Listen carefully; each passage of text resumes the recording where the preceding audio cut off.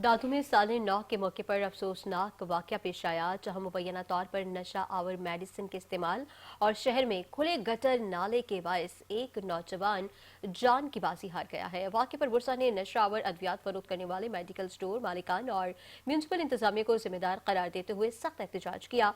मज़ीद तफसीलात दादू से अला बख्श खुश्क की इस रिपोर्ट में जानेंगे।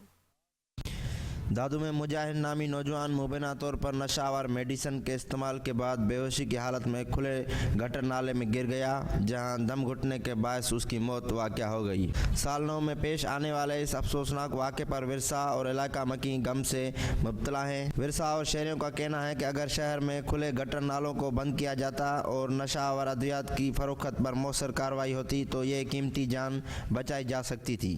तो स्टोर वालों को इतना पता होना चाहिए भाई, कोई मेडिसिन इस्तेमाल करता है तो वो उसको डॉक्टर लिख के देता है 1 या 2 गोली। ये 3-3 पत्ते 4-4 पत्ते मेडिकल वाले इनको दे देते हैं, फिर पता नहीं पड़ता किधर जाता है किधर नहीं जाता है। एक तो हमारे दादू शहर का बंदोबस्त ऐसा है, किसी भी गटर पे ढकना नहीं है। ये सारा 8-9 करोड़ बजट सारा खा जाते हैं म्यूनसिपल वाले। आज ये वाक़या हुआ है, ये मेहरबानी कर आइंदा न ये गटर बंद कर दें। मंशियात जो अड्डे हैं वो बड़ा मेहरबानी बंद कर दे। मुबैना तौर मंशियात के इस्तेमाल की वजह से एक नौजवान मुजाहिद की ज़िंदगी तो चली गई है, लेकिन ज़रूरत इस बात की है कि हुकाम इस पर नोटिस ले ताकि मंशियात बंद हो सके। साथ साथ ही जो है नौजवान की लाश जो है गटर नाले से मिली है। म्यूनसिपल इंतज़ामिया को भी चाहिए कि जो शहर में खुले मेन होल है उनको बंद किया जाए।